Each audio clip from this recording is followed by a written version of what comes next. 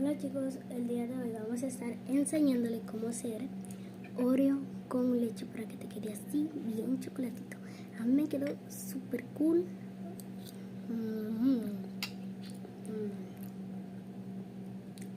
Oreo. Miren, vamos a empezar.